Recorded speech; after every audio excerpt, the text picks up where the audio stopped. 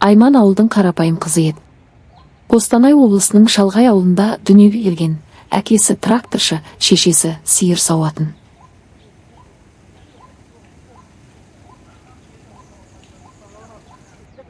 Үйлері ескі, саманнан салынған, қыста суық, жазда ыстық. Мектепте оқып жүргенде ақ Айман қаланы армандайтын. Теледидардан көретін сериалдардағы бай әйелдердің өміріне қызығатын. Мен де сондай боламын деп ойлайтын.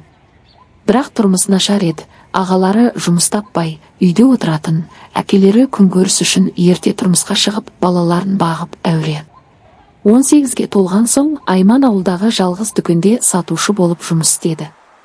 Күніне 1000 теңге табатын, оның өзін шешесіне береді. Бірақ оның сұлулығы ауылдың жігіттерін қызықтыратын. Қара шашты, үлкен қара көзді, ұзын бойлы. Дегенмен ауыл жігіттері оған ұнамайтын. Бұлармен тұрмыс құрсам, өмір бойы ауылда қалып қоямын деп ойлайтын. Бір күні ауылға қаладан келген жігіт келді. Оның аты Ерлан еді. Қостанай қаласындағы құрылыс компаниясында менеджер болатын, әкесі ауқатты кәсіпкер. Ерлан ауылдағы туыстарына қонаққа келген, дүкенге кіріп Айманды көрді. Оның сұлулығы, дене бітімі, күлкісі, сөйлегені ұнады. Сен сияқты сұлу қыз ауылда не істеп жүр деді. Айман күлді, қаланың қызы емеспін ғой. Сөйтіп сөйлесіп кетті. Ерлан оған қала туралы әңгімелер айтты, киноға шақырды. Айманның жүрегі соқты. 2 айдан кейін Ерлан Айманға үйлену туралы ұсыныс жасады. Мен сені қалаға алып кетемін, жақсы өмір сүреміз деді. Айман ойланбастан келісті. Ауылдағылар қызғанышпен қарады. Қала жігітіне тұрмысқа шығып жатыр. Той қарапайым болды, бірақ Ерланның әкесі ақша салды. Сөйтіп Айман қалаға көшті.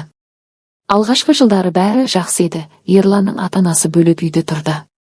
Армандаған пәтері кең, жиһаздары жаңа. Айман үй шаруасымен айналысты, Ерлан жұмыста. Ол оған киімдер, телефон сатып алатын. Мен сенің үшін бәрін жасаймын дейтін. Айман жүкті болды, ұл туды.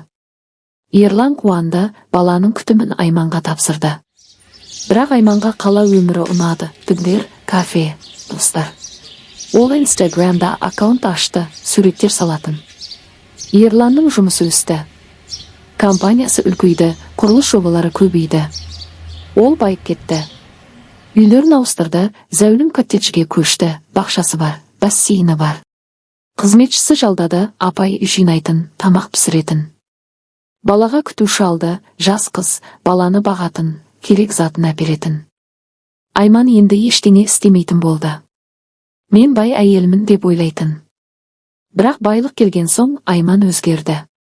Ерланды менсінбей кетті. Ол жұмыстан шаршап келсе, сен әрқашан жұмыстасың, маған көңіл бөлмейсің, уақытың жоқ дейтін. Ерлан бәрін сен үшін істеп жатырмын дейтін, бірақ Айман тыңдамайтын. Достармен шығатын, шопинг жасайтын, сұлулық салондарына баратын. Ақша көп еді, Ерланның картасынан жұмсайтын. Мен ауылдан шықсам да, енді осылай өмір сүремін деп ойлайтын. Уақыт өте келе Айманға үйде отыруы жалықтырды. Баласы күтушімен, үй қызметшімен. Ерлан кешке келетін, бірақ олардың арасында сөз аз. Айманға жаңа сезімдер керек болды. Достарының бірі саунаға шақырды. Кел, демаламыз, массаж жасатамыз. Айман барды. Саунада тек әйелдер емес, еркектер де бар еді. Ол жерде бай әйелдер демалатын, ішімдік ішетін, әңгіме айтатын. Бірінші рет саунаға барғанда Айман қобалжыды, бірақ аздап ішіп болсызды. Сонда бір жігіт келді, жас, спорттық денелі, аты Данияр, ол массажист болатын. Бірақ саунадағылардың қосымша қызметі бар еді. Данияр Айманға жақындады. Сіз сияқты сұлу әйел мұнда не істеп жүр деді. Айман күлді, сөйлесіп кетті. Сауна ыстық, денелері терлейді. Данияр оның иығын уқалады, қолдары төмен түсті. Айман тоқтатпады. Ерлан білмейді ғой деп ойлады. Сол түні олар жеке бөлмеге кірді. Данияр оны сүйді, киімдерін сырғытты. Айманның денесі дірілдеп тұрды, бірақ қозғалды. Ол оның мойнынан сүйді, кеудесін ұстады. Даниярдың қолдары оның белінен төмен түсті, саусақтары ішке кірді. Ол оны диванға жатқызды да үстіне шықты. Айманның көздері жұмылып ерекше сезім алды. Мұндай сезімді Ерлан бермейді деп ойлады. Олар ұзақ жасады, позициялар ауыстырды. Айман үстінде, артынан ақырды. Ол шаршап қанағаттанған күйде жатты. Содан кейін Айман саунаға жиі баратын болды. Даниярмен кездесіп тұрды, бірақ басқалармен де. Ақша көп еді, саунадағы еркектерге ақша беретін, оларға сыйлықтар сатып алатын. Бір күні екі жігітпен бірден, бір алдынан екіншісі. Ол ойына келгенін жасады, ойыншықтар әкелді, рөлдік ойындар ойнады. Мен еркіммін, ақшам бар деп ойлайтын. Ерланға өтірік айтатын. Достармен шопингте болдым дейтін. Ерлан күмәнданатын, бірақ жұмысы көп, тексермейтін. Ауылдың қызы. Айман ауылдың қарапайым қызы еді. Қостанай облысының шалғай ауылында өсті. Үйі саман, қыста мұздай, жазда пештей. Әкесі тракторшы, шешесі сиыр сауат. Ағалары жұмыссыз, әпкелері ерте күйеуге шығып, бала-шағамен әуре. Айман мектепте оқығанда теледидардағы бай әйелдерді көріп, мен де сондай боламын деп армандайтын. 18-ге толғанда дүкенде сатушы болды. Күніне 500 теңге, соның өзін шешесіне беретін. Бірақ сұлу еді, көк көз, қара шаш, бойы ұзын. Ауыл жігіттеріне қарағысы келмейтін.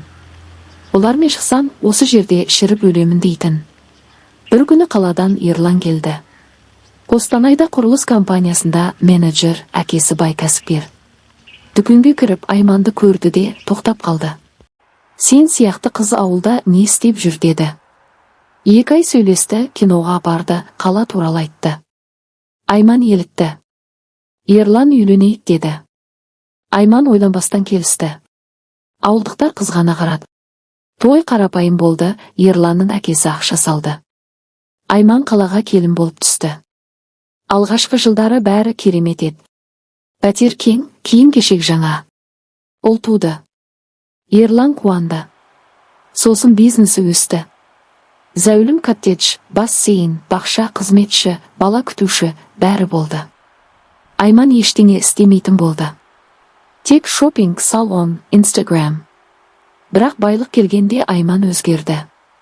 Ерланды менсінбей кетті. Тағы жұмыста болдың ба деп ренжитін. Ерлан сенің үшін тырбанып жүрмін дейтін, Айман тыңдамайтын. Достары бай әйелдер, олар саунаға, спаға шақыратын. Айман барды. Ол жерде әйелдер ғана емес, жас жігіттер де жүреді. Бірінші рет қорыққанмен аздап ішкен соң босаңсыды. Данияр деген жігіт жақындады. Жас, денелі. Иығын уқалады, қолдары төмен түсті. Айман тоқтатпады. Жеке бөлмеге кірді. Данияр оны сүйді, киімдерін сырғытты. Айман дірілдеді, бірақ қарсы болмады. Ол кеудесінен, белінен ұстады, саусақтары ішке кірді. Ол үстіне шығып ішке кірді. Қатты, тез. Айман ләззат алды. Ерлан ешқашан мұндай бермейді деп ойлады. Позиция ауыстырды, Айман үстінде, сосын артынан.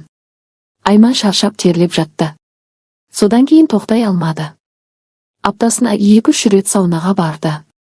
Даниярмен, басқалармен. Кейде екеулеп, кейде үшеулеп. Ақша беретін, олар қалағанын істейтін. Мен еркіммін, ақшам бар деп ойлайтын. Ерланға қыздармен жүрмін деп өтірік айтатын. 1,5-2 аптадан кейін бәрі ашылып тынды. Ерлан телефонды алып, хабарламаларды, суреттерді, видеоларды көрді. Ештеңе демеді. Тек бір кеште кілтті үстелге қойып, мен кетемін. Үйді сатамын. Саған пәтер алып беремін, бала менде қалады. Өзің білесің деді. Даусы тыныш, су. Айман жылады, тізерлеп отырып жалынды. Ерлан басын шайқады да кетті.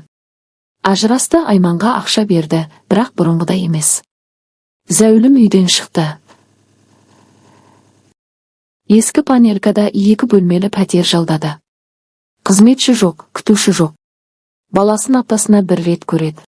Ерлан жаңа әйел алды, тыныш, қарапайым қыз. Олар бақытты сияқты.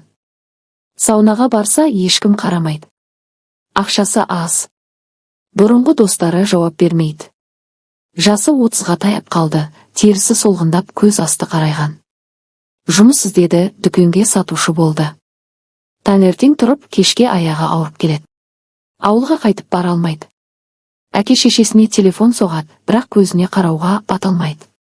Шешесі қызым, кел дейді. Айман келесі аптада деп қояды, бірақ бармайды.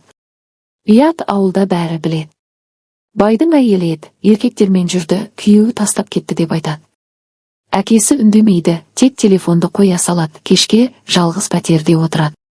Телефонда ескі суреттерді ақтарады, Ерлан мен тойда, туады ждың алдында. Көзіне жас келеді. Бірақ ешкімге айтпайды. Өйткені ешкім тыңдамайды.